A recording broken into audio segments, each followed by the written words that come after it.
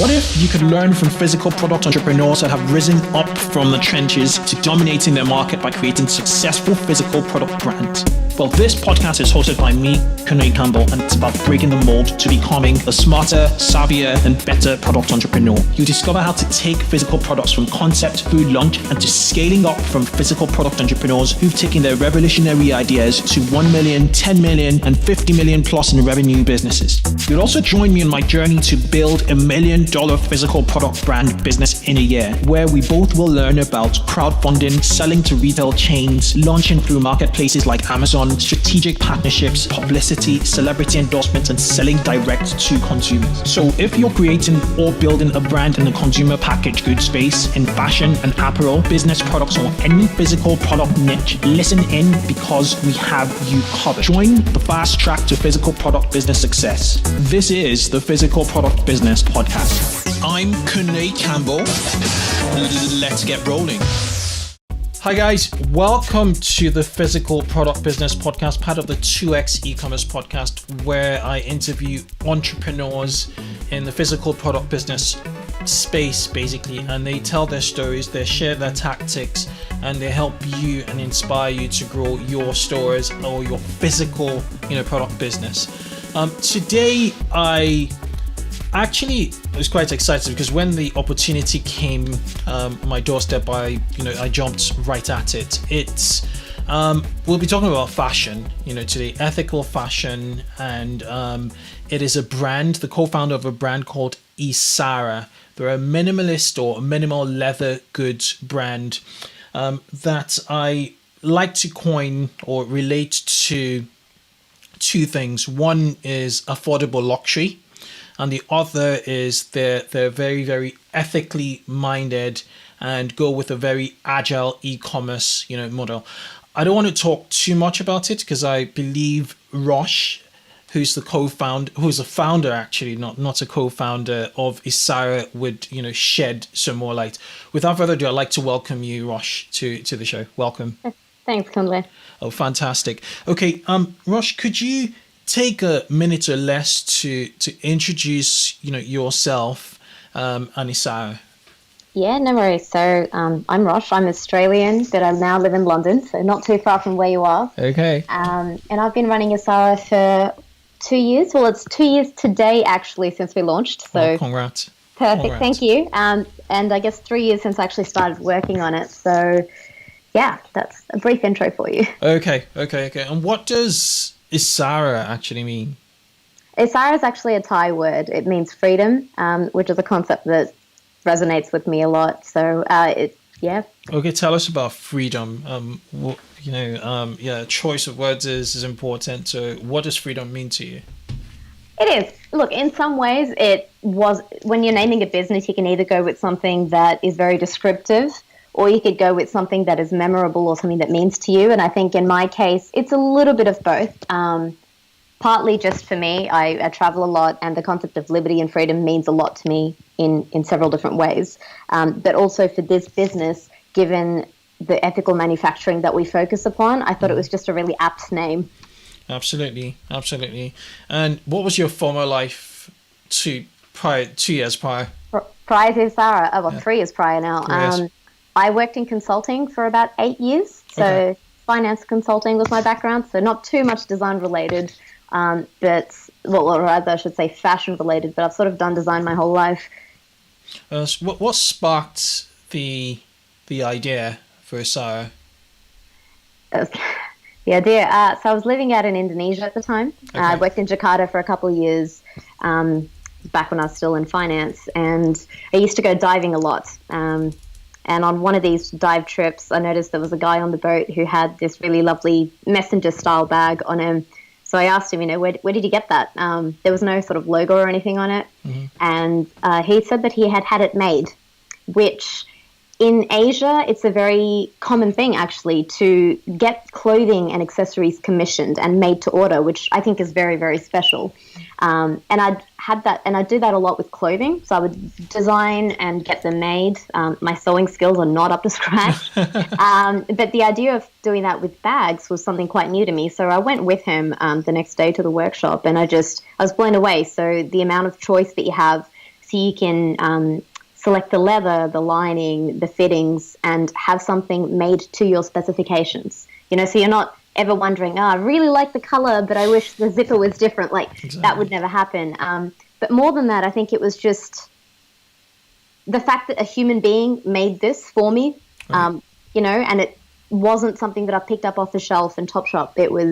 It took a couple of days, and I picked it up again, and you pay the person, you say thank you. The whole process just seemed so much more special. Very organic, also.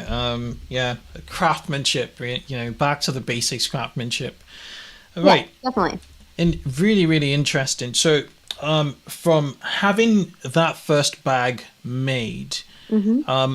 What was your journey like to actually saying, hey, this is what I want to do at scale in the West. I want to bring this concept, because the interesting thing is a brand like Red Bull, the founder, I forget his name, saw a trend in Japan mm-hmm. for energy drinks, and he created a carbonated version, and he went with it, right. to the West, and it became a success. So in the same vein, what was your what was your journey to bring in ISSARA from that one single bag to scale? To actually becoming a business. Exactly. Yeah. So I'm prone to taking risks, and I think that sort of, in this case, thankfully paid off. But right. when I had the first bag made, it just, it was a pretty special moment. And I thought, I really like this. I wonder if there's a market for it.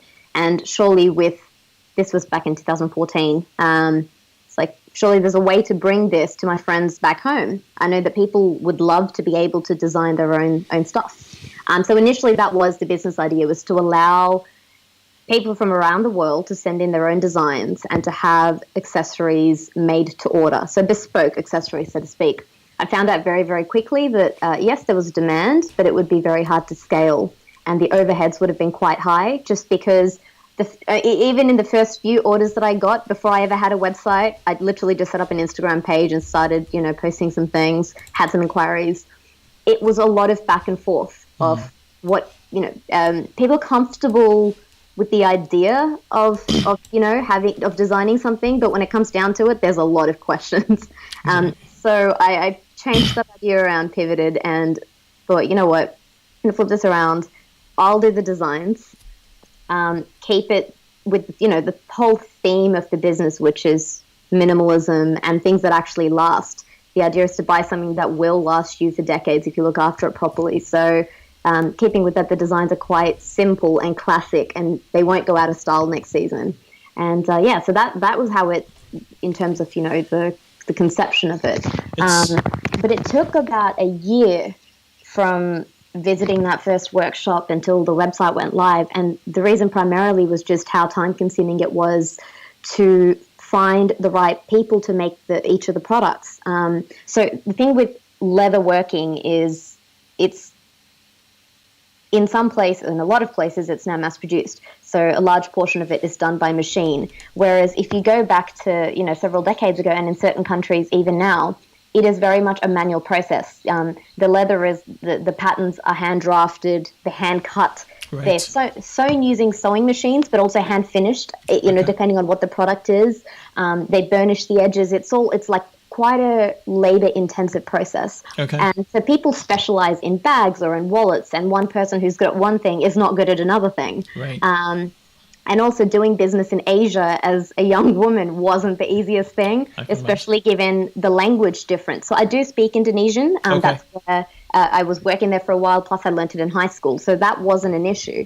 But often I would face people's, biases who, what does she know? What is she doing here? Why is she not with her husband? I'm not married, but doesn't she have a husband? So there were just a lot of challenges, culturally, but also in terms of getting a sample made and getting the design right, translating it from paper to real life. Right. Sometimes takes 7 iterations. But 1 year was quite a cycle. It was quite a short cycle in my opinion, because you not only had to navigate the cultural challenges, but you needed to find the right people. You needed to bring out a line of products. So just fast forward to when, ISSARA came to launch, how many designs and how many, products did you bring to market? Okay, so the first collection was 9 pieces, I believe, from memory. Yep. Were these handbags? It was a mix. So when I started, the focus was actually on doing more men's things than women's. Men's accessories, purely because, firstly, I personally don't think accessories need to have a gender ascribed to them. It doesn't make sense that a bag has to be for a guy or for a girl, but your customers dictate how you display things on your website, and therefore there is a men's and a women's section. But what I actually found was that when I was explaining my idea to people, that I disliked the idea of fast fashion, where everything is about churn, and these things are it's supply driven. So a company will come out there, make what they think you want, produce it in large quantities to bring down the unit cost, and then invest a lot in marketing to try and make that product desirable and therefore sell.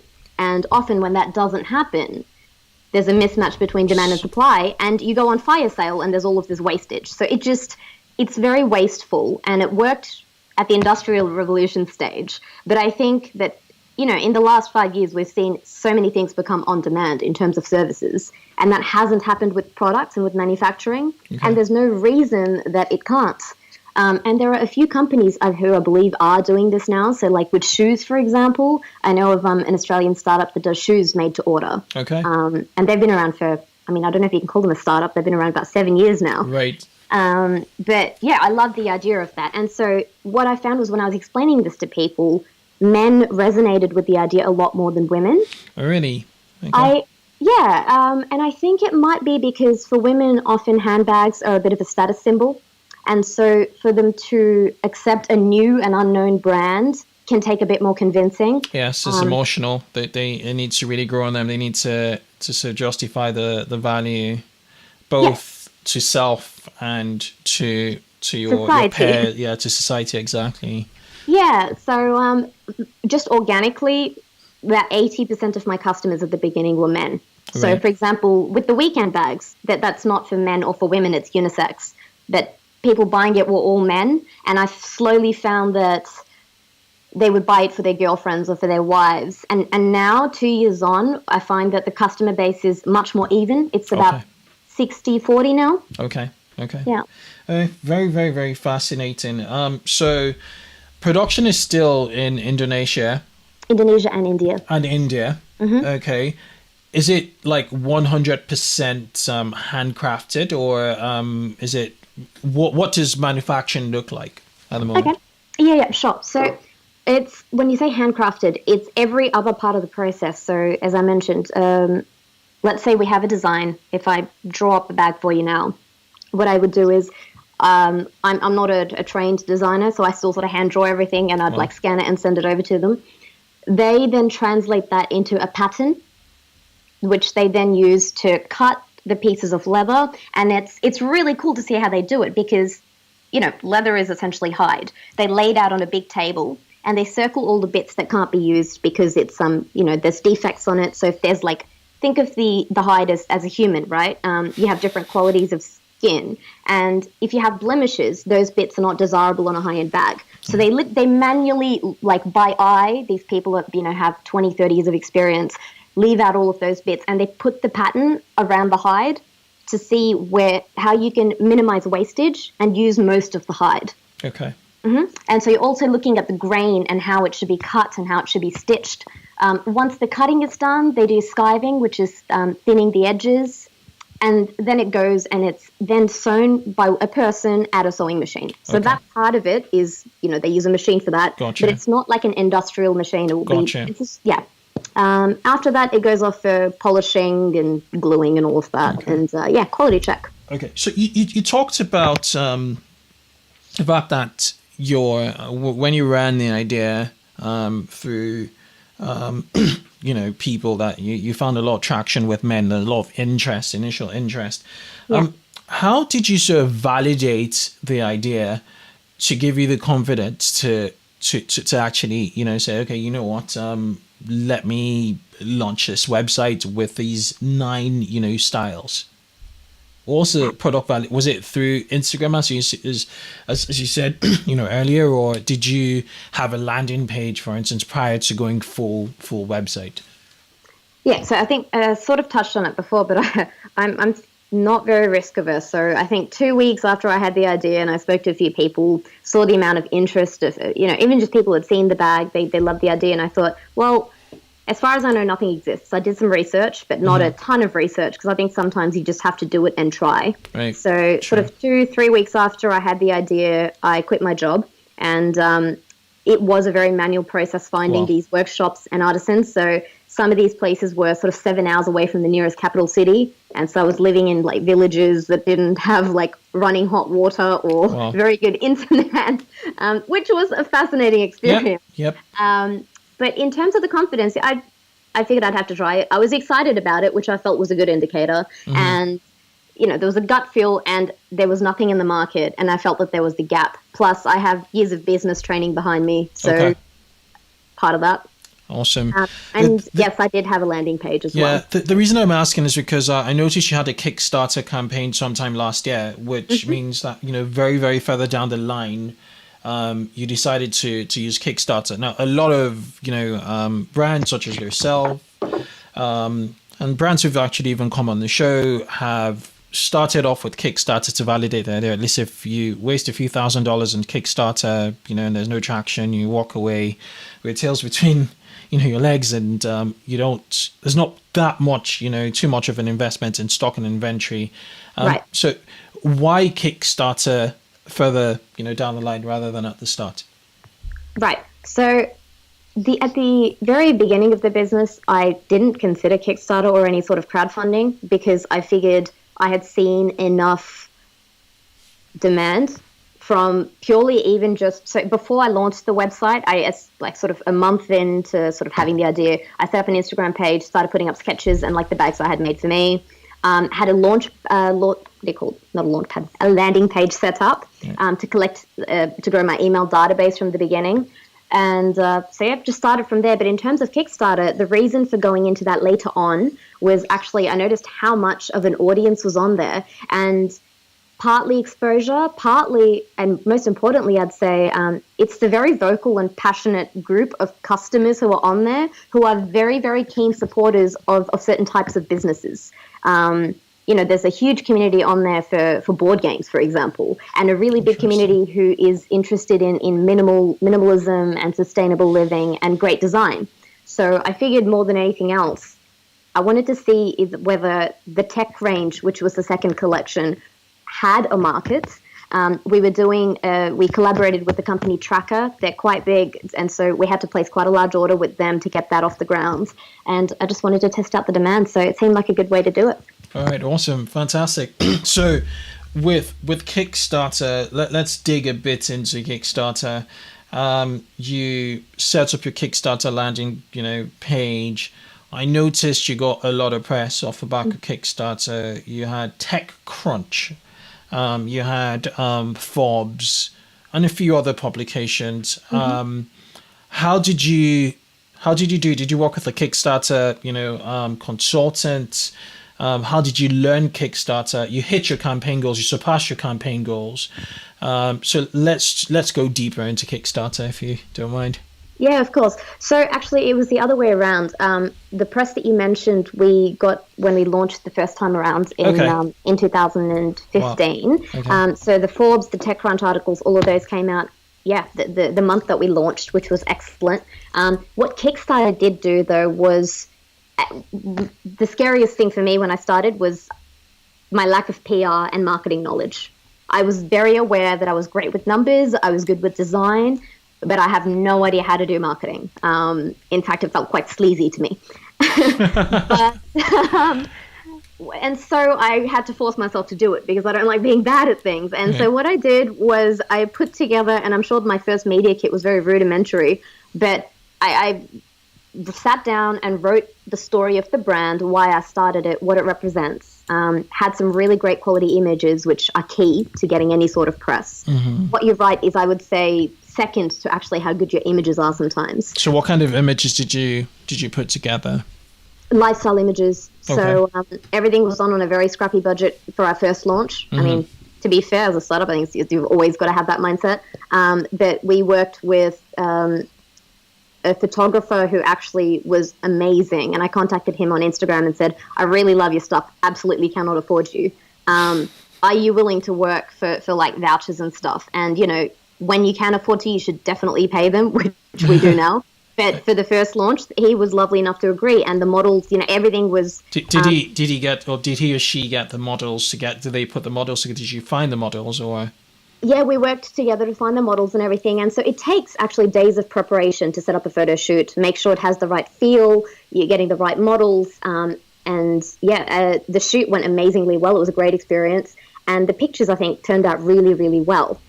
So that's definitely something worth investing in. But I would also say that if you're very new to it and you don't have enough money, it doesn't mean you can't get good images. Our launch pictures, I think, look great. And I think I spent $500 overall on them. No, not bad at all. Did you also try and capture the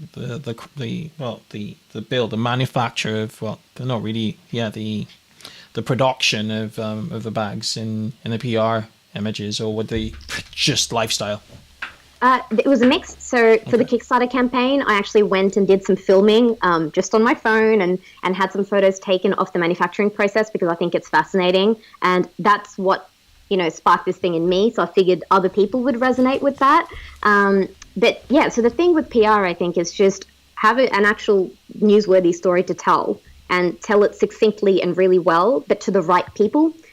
So you can find anyone's email address online. There are websites where you can guess them and make sure that they actually are correct.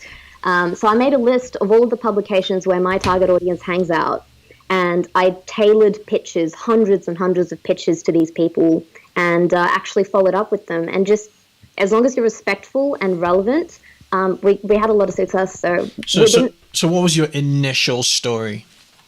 For the first launch? Yes. Like the initial launch? It was that, look, there's this company launching who, it's a startup, they're working as a social enterprise. We pay our artisans 3 times the minimum wage, they're looked after, and the products are great and they actually last. So it's not a big new designer brand, backed by a celebrity. It started by someone you've never heard of, but the important part isn't her, it's these products and the people that it's supporting. Okay. TechCrunch is... Well, it typically, will write about companies in tech or funded companies. How did you get, his name is Romain Dillet. Yeah, Romain Dillet to actually write about, your startup, your e-commerce, your product brand. It's not the typical place for product brand. No, it's not. However, as I said, my goal with PR was to reach out to my people, and I know what my customer persona is. And if I had to describe my average customer, it would be a 30-year-old male working in marketing or in tech, who is interested in living well, cares about his health, likes to travel, and is fairly liberal in his mindset. Now, that's a very specific persona, and I know what kinds of publications these guys read. TechCrunch is absolutely what these guys read. So the first 2 sentences here is meet ISSARA, a new e-commerce player focused on selling leather goods, cutting the middleman and fairly compensating workers. In many ways, ISSARA is reminiscent of the Everlane of a clothing startup that has inspired many entrepreneurs. So that's carefully crafted, So yeah, it's interesting. I was just trying to get into what sort of caught their attention. Did you infuse Everlane into your pitch to TechCrunch? I didn't. That was all Romain. So I've actually taken that idea from him because I think it's very flattering. No, my pitch was very much that we're a minimalist leather goods brand, and it's a lifestyle brand more than just leather goods. But if you subscribe to this idea that you want to be minimizing your footprint on the world and buying things that are actually good quality because you want to have joy in what you use, then that's, you're selling a lifestyle, not a bag. Absolutely. And there are many other sort of verticals, the ethical, fashion vertical, because I think one of your Huffington Post features was around ethical gift guides. Very, very interesting. So all your DIY to date, has been, all your PR to date has been DIY, excuse me. All of it except for halfway through my Kickstarter campaign, I realized I was spending way too much time sending out pitches and it wasn't the most efficient use of my time. And so I actually had someone that I had pitched to in the Huffington Post Canada reached out to me during my campaign and said, hey, I freelance in PR now. Do you want my help? So I engaged her on a freelance basis. And she got us into a couple of articles, like Luxury Retreats magazine and a couple of others. So other than that, it's all been DIY. Oh, fantastic. Just having a look at the sites on here. So you have a press. So it's ISSARA.co/press, Right. Forbes Fashion Journal, Hawkberry. Do you sell on Hawkberry? We did. Yeah. Okay. So it's a very similar way to get on marketplaces and bigger stores is send them a pitch, make sure you understand that you would be the right fit for them and show them that you are. And they got back to us within a week. So I'm subscribed to Hawkberry and they curate, they're huge curators, very, very handpicked, choices, which is really, really good. Yeah. Okay, let's talk about your multi-channel e-commerce strategy. So besides selling on your website, launching on Kickstarter, okay, actually, before that, what were the successes and challenges from Kickstarter? Okay, successes, we reached our goal, which was great. It's terrifying. It is always terrifying because you never know how you're going to go. There might be, at the moment you launch, 5 other bag brands might have launched. You just do not know what's going to happen. So that was very scary. But I think there's a few rules with Kickstarter, which is, rules loosely, try and hit your goal within a day or two, or at the very least reach sort of 50% of your funding so that backers can see the upwards trajectory and they gain some confidence. So yeah, I thought Kickstarter was great both in terms of press and the funding. The challenges were just the amount of burnout that it led to. I worked for 3 months flat out purely on the Kickstarter. Wow. And then during that 1 month that we ran it, it was almost no sleep. And to add to that, I was working with my partner on the Kickstarter. So the business is me as a sole founder. And I thought, you know what, for the Kickstarter, it would be great to have some help, like some proper help. So we did that as a partnership and we nearly killed each other. So it was... In your faces. Well, we were just constantly, working together, living together, doing everything. And when you've not had enough sleep and you're both opinionated people, tempers flare. Absolutely. But yeah, I mean, the challenge I think is more emotional than anything else because sometimes you try things and it works and it's excellent. And with Kickstarter, what works for someone else may not work for you. So, what are the things we tried? One really great thing was I emailed Kickstarter repeatedly asking them to include us on a Projects We Love list. Are you aware of that? Yes, and so they did include us on that, which was amazing. Well done. Because it means you get pushed up in the algorithm. There's an email that gets sent out to their subscribers with about your products. It's an endorsement from Kickstarter, and that's great. What's the impact on sales off the back of the minimal? Oh, really? Yeah, I see. That's the thing. You never know what's going to happen. You think it's going to have a huge impact, and the reality is, for us, it did not. And I've spoken to a lot of other people who have run campaigns. They had similar experiences as well. We had some shout outs from pretty well-known people. So Guy Kawasaki. Oh, wow. Okay. Yep. Tweeted about us and said, hey, look at this brand. They're upcoming. They're on Kickstarter. How did you get Guy Kawasaki to? I found his email address on a blog post. I emailed him and said, hey, can you please hunt us on Product Hunt? This is what we do. I noticed that you back the Markor, which is a similar ethical shoes brand. Yes, in Pakistan, right? Exactly. Yeah. So I said, would you be willing to hunt us on Product Hunt? It would mean a lot. This is the impact you'd have. And I sent a photo of one of my favorite girls from who makes one of the bags. And I was like, and so he was like, look, I can't hunt you on Product Hunt, but I will tweet about it. Awesome. Seth Godin replied, which was amazing. Like, these are people that I just never would have thought they would reply. This is hustle. This is big hustle, big time hustle. I think the hardest one was it took me nearly the full month to get hunted, because I wanted to get hunted by someone prolific, because it means you get to the front page. Yeah. So we made it to the front page, and it took nearly a month of just, I would hopefully say not bugging, but very gently prodding a guy called Malik. Malik. I know his name. His name. I've come across him. He's heavy on Twitter, isn't he? He is, and he I can't believe I've got a mind blank, but he started a website that I cannot remember the name of right now. But he said, you know what, fine, we will hunt you. But he never said yes. He just went ahead and did it.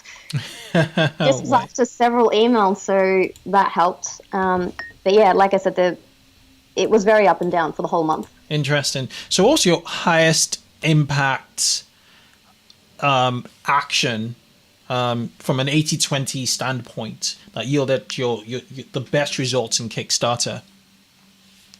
I would say two things. I think they're both important. One was press, but that was very time consuming to do. Mm-hmm. The other one was actually collaborations with similar brands and with similar campaigns. And what I mean by that is you want to be complementary in your messaging. So I know that, for example, my audience likes to hear about travel. And so if a company reaches out to me and says, hey, in your next newsletter, can you include a link to our business at the bottom with a bit of a blurb? So you're not selling. No one likes to be sold to, but you're saying, hey, this is a cool new thing. You might want to check it out. Exactly. A nudge, And so we collaborated with a few shoes, other accessories, menswear brands that the focus was on good design and longevity of the product. And we saw quite a few sales from that. Oh, fantastic. Okay, so with regards to the publications, what was the best, what do you think was the highest quality or highest ROI, publication? It was impossible to measure because Kickstarter, their analytics isn't amazing in the back end. Gotcha.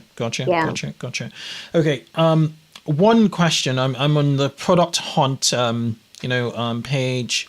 You got lots of upvotes, 169 here. Mm-hmm. Well done, freaking well done.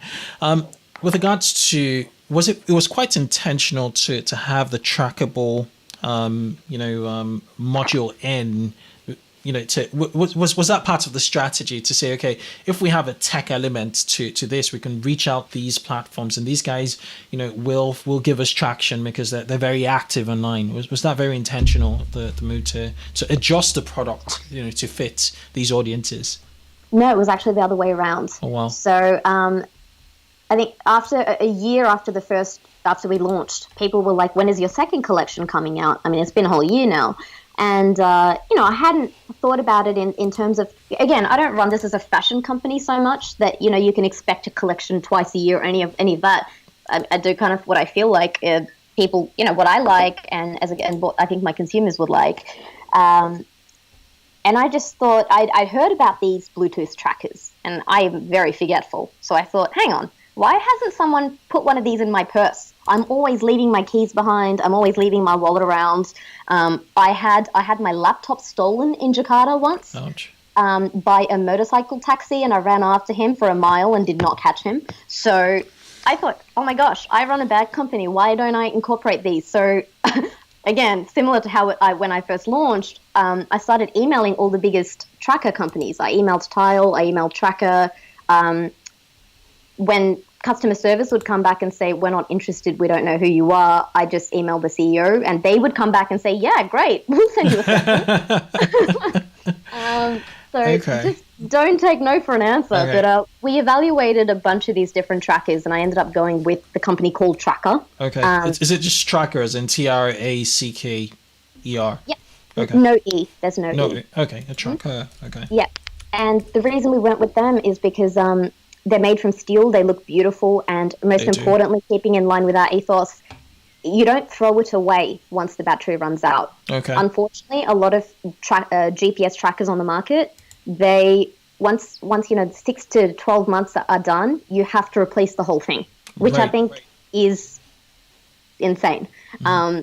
Whereas with Tracker, you literally just replace the battery. It's a watch battery. You can do it yourself. And therefore, it was very much in line with my ethos. So we partnered with them, and they were able to custom engrave it. And the trackers look beautiful. Very, very happy with how they turned out. Metal. They have a nice metal chromy finish. It's really nice. It's an anodized sort of, yeah, exactly. And they were able to customize it for us. So the whole tech thing, actually, it was intentional in that I thought it was a great idea. And I didn't know anyone else who was really doing it both from a longevity perspective, but also just with really nice design in mind. I've seen bags that look very made of nylon, very tech kind of bags that have this sort of feature, but nothing that was a stylish leather bag. Yeah. Interesting. Okay, so let's finally, one more question about Kickstarter. How loyal is your Kickstarter customer base? Reasonably loyal. Okay. I've seen quite a few purchases again. So it was Mother's Day in Australia on Sunday. And so I noticed some of the purchases actually came from my Kickstarter backers. And more than that, actually, they were very helpful in terms of writing in with product feedback, saying, hey, I really love this, but how about you move the rivet around and actual design feedback, which is invaluable. Fantastic. Okay. Let's move into multi-channel e-commerce. How do you go about the Kickstarter initially? There's family and friends. There was the social media with good feedback initially. How have you gone about consistently gaining attention with marketing, apart from emailing CEOs and marketing superstars? Okay, so in terms of marketing, as I said, I do not have a marketing background. I'm always still learning. Still have the hustle, though. More. Well, thank you. But things like SEO and Facebook ads, I want to understand. See, I'm hesitant to engage people unless I know at least a little bit of what they do, because otherwise, I do not know if they're just taking me for a ride. It'd be like a black box, wouldn't it? Yeah. Exactly. Sure. So I've been learning, I've actually paid for courses to learn about various aspects of marketing, and I know I'm not going to be an expert, but I can make an informed decision on whoever I hire. And so we've done a little bit in ads, but intentionally stay away from that because the market is saturated in fashion, especially, and e-commerce, with much bigger companies with much bigger budgets. I'm self-funded, so I can't really compete with Amazon or with Everlane or whoever else. In terms of marketing, though, what's been very helpful are the online and offline marketplaces. Mm-hmm. So, for example, within the UK, there's Wolf and Badger, who have an online store but also a physical presence. And so that's, again, a process of applying to be in store because they have a curated collection. Okay, so just for our listeners, Wolf and Badger is more a marketplace similar to, say, not in the high streets, but very fashion-oriented, I suppose? Okay. Yeah, not just fashion. I think they do homewares as well occasionally. Okay. But their focus, they all have a common thread. So it might be independent designers. Some marketplaces, it's about ethical products or with, handcrafted products. So you've got to pick what actually suits your brand. So how does your value proposition sit in with marketplaces? Marketplaces, are more about instant gratification, immediacy. And a lot of them, for Amazon, a lot of people use Amazon because they know with the Prime, they'll get it tomorrow. Yeah. But with the made to order, which we haven't really actually talked about with regards to logistics, I'm quite sure it will take, some time. How does that sit well with their terms and with their customers and conversions on the platforms? Yeah, sure. So it's funny you mentioned Amazon because last year Amazon reached out to us and said, we have this new program for luxury brands coming out. Are you keen to come on board? We will manage the whole process for you. You just need to ship all of your products to us. We're going to do all this marketing. And it was very, very difficult, but I said no to them because to me, Amazon it's a very strong brand, but it wasn't the right fit for us. With the marketplaces I've chosen, it was a very specific choice in terms of each one. You read and you speak to the people who run them and see if they understand what it is you're trying to do. So in terms of the turnaround time, absolutely. People want all of their stuff yesterday. So with us, I think what actually makes it stand out is that you can't get it yesterday. You will have to wait, and you it's going to be no more than a week. We allow 2 weeks just because some countries have particularly difficult customs, but it takes about 2 to 3 days to make an item and then 3 to 4 days to get it shipped. Okay. So it's not a very long time to wait to get something that has been made for you and personalized with your initials. And, with your initials, well, nice touch. Okay. So besides Wolf and Badger, what other platforms do you're international? You're not just UK based, right? No, most of my customers are in the US. In the US, because you're priced in dollars, aren't you? Yes. So what other platforms are you actively, using to drive in sales? Is your approach more brand awareness, or is it, very very much transactional? In terms of what specifically do you mean? Your marketplace, presence. Are you looking to get more eyeballs and awareness, or is that what social media does? And are you a marketplaces to sell? Predominantly? Yes. Okay. Absolutely. Okay. Yeah. So the marketplaces are to sell. Social media is for awareness. Okay. Although sometimes you get a bit of both. But social media is something that I focus on very strongly as well. And so I make sure that I post at least, once every day or once every couple of days. But it all kind of fits together. Someone bought from us the other day who had come across us when she Googled minimalist crossbody bag. And long tail keyword, yeah. Yes, and she said that we were like one of the first 1 or 2 Google rankings for that. And so she read into that, then came across a Forbes article, and then saw us on this, it's called Aha Life, which is a marketplace in the US. Okay. And it's multiple touch points, but they all kind of help reinforce the sense of credibility in people. Exactly. The journey, credibility is the word. Exactly. Okay, so you're on Aha, you're on Wolf and Badger. Any other marketplaces? Yeah, not just, I guess I wouldn't just say marketplaces. Platforms, retailers. Yeah, and boutiques as well. So okay. I'm quite aware that especially when it's a higher priced item, people want the ability to touch and to feel. Okay. And so I would love to have a physical, I wouldn't say store, I would say showroom, because the idea isn't to have a bunch of products sitting there for you to come and buy. Exactly. It's similar to what Warby Parker have done, and, I think Kuyana, Everlane, all of these guys. Bonobos, yeah.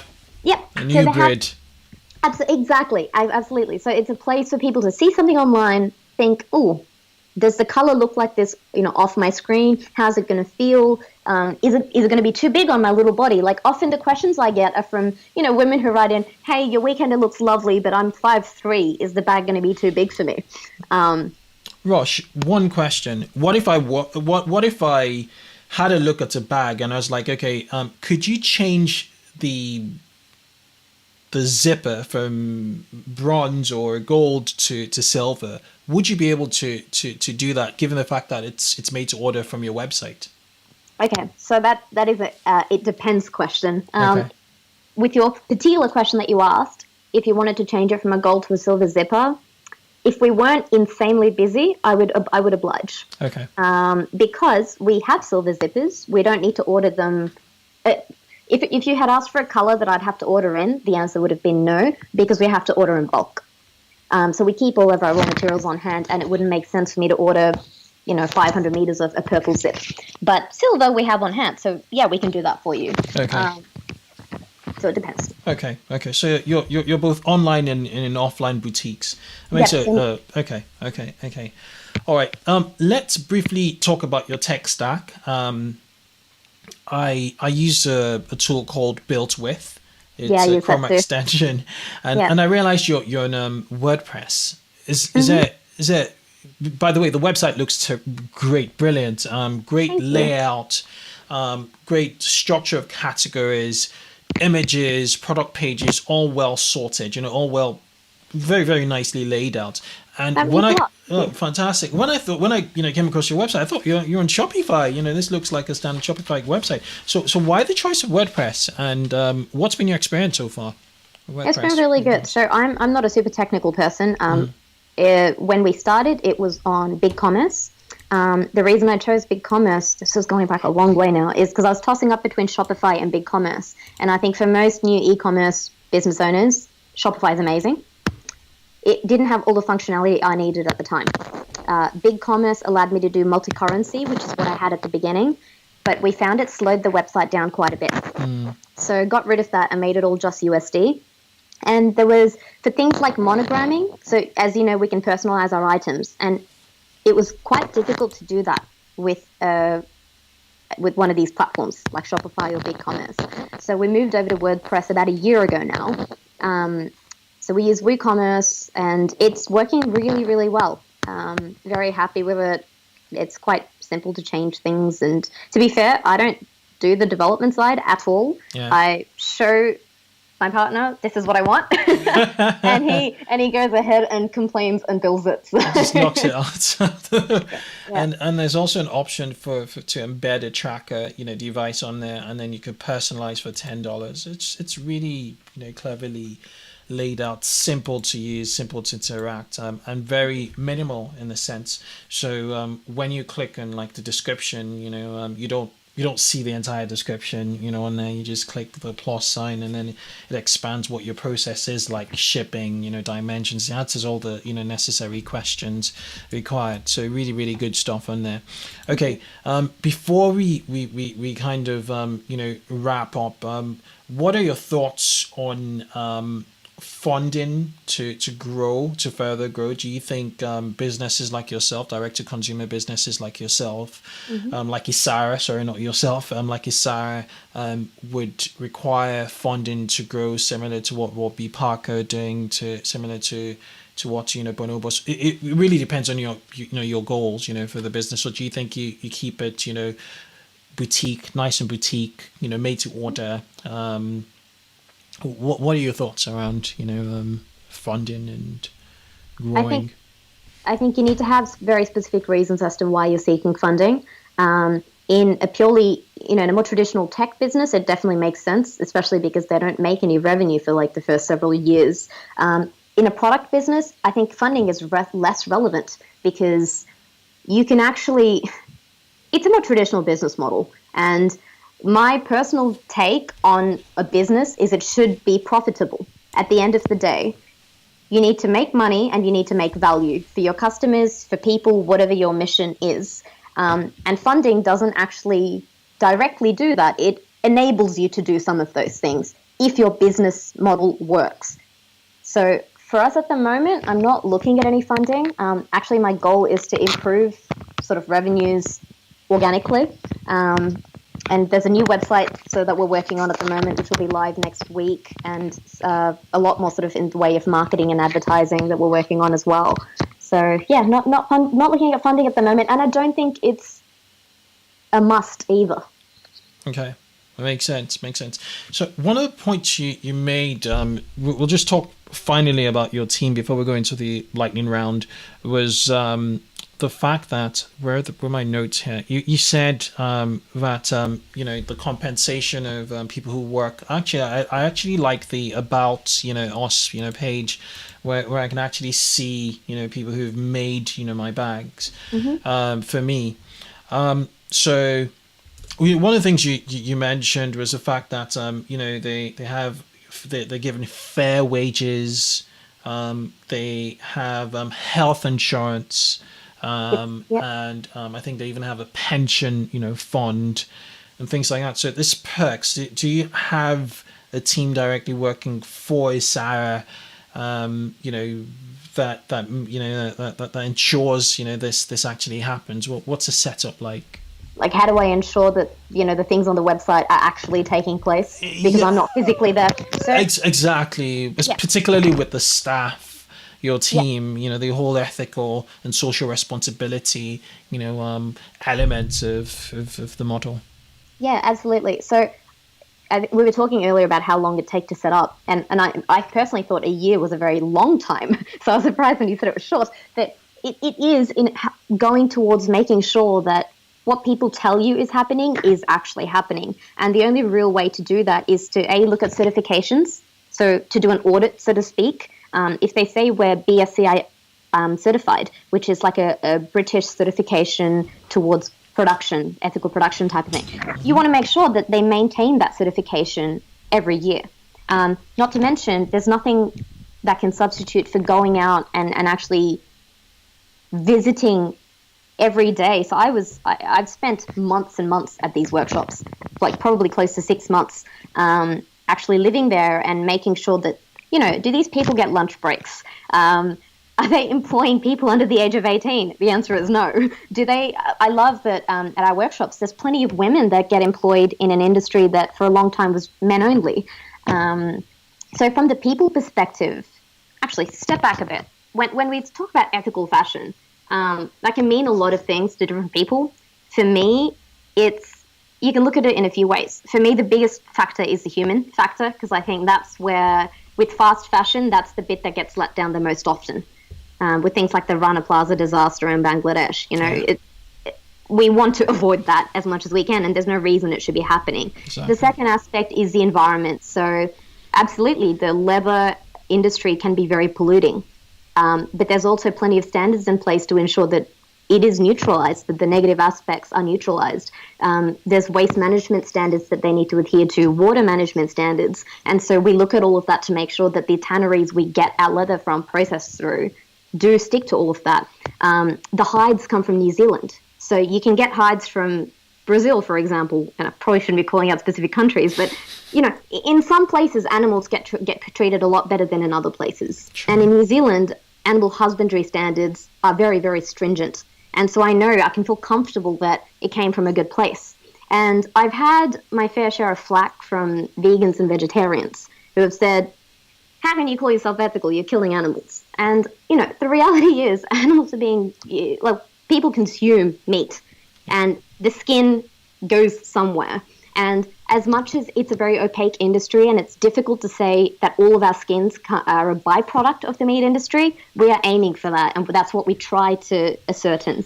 But also the alternative to leather, vegan leather, is much worse for the environment. It's a petroleum byproduct. It's far more polluting. It's much worse for human beings. And so for me, I feel quite comfortable in saying that this is a better alternative.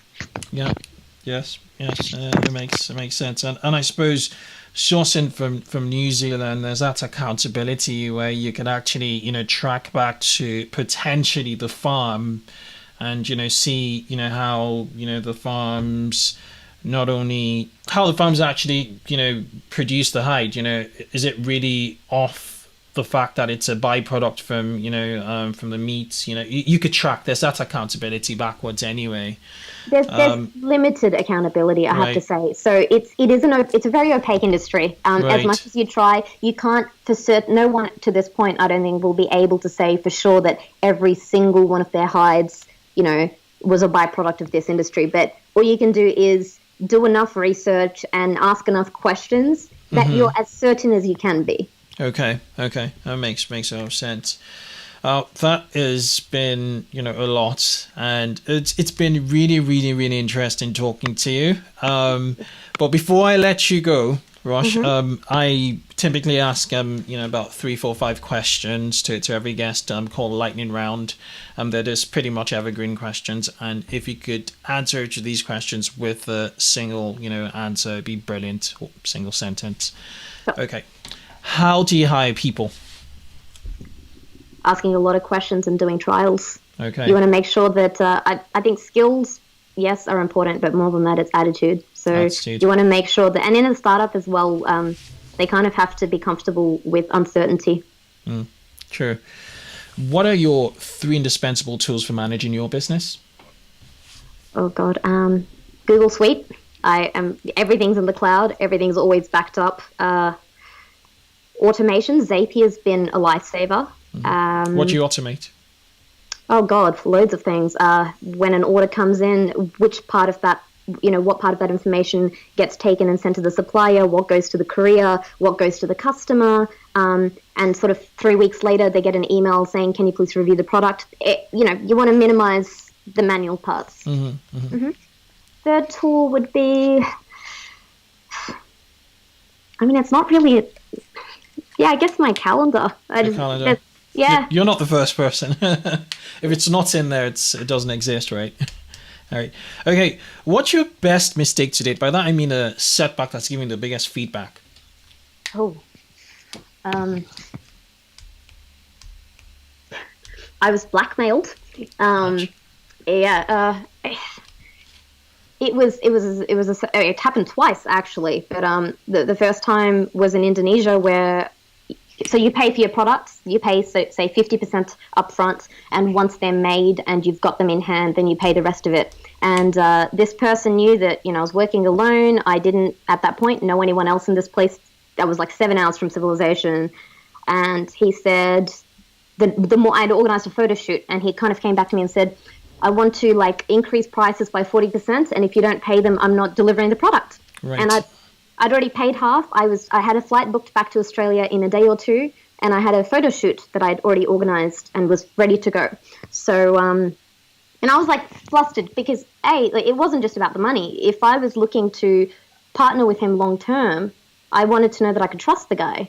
And if he thought that blackmailing me was the best way to go about doing business, it's a huge setback to the business. Because I ended up calling a friend of a friend who was insanely helpful, and she went over there on her motorbike. Wow. Yelled at him, called me from there and said, which items did he owe you? All right, how much money did you actually owe him? And picked up the bags and, saved my life, basically. Wow. Like, that was a setback, and it meant that I had to start the process all over again of finding new people to work with. But it ultimately meant that I have a much better, working relationship with my suppliers. Exactly. And then your vetting process is a lot more, thorough. I suppose just learning. Yeah. Okay. Fantastic. If you could choose a single book or resource that has made the highest impact on how you go building a business and growth in general, which would it be? I wouldn't say there's one book or anything like that. There's a few that I've read that have been good. Okay. The Lean Startup or Purple Cow. All of those have been useful. But I actually sort of prefer looking at businesses that have done well and like reading case studies about them. So the Tom's Shoes case studies for me were fascinating.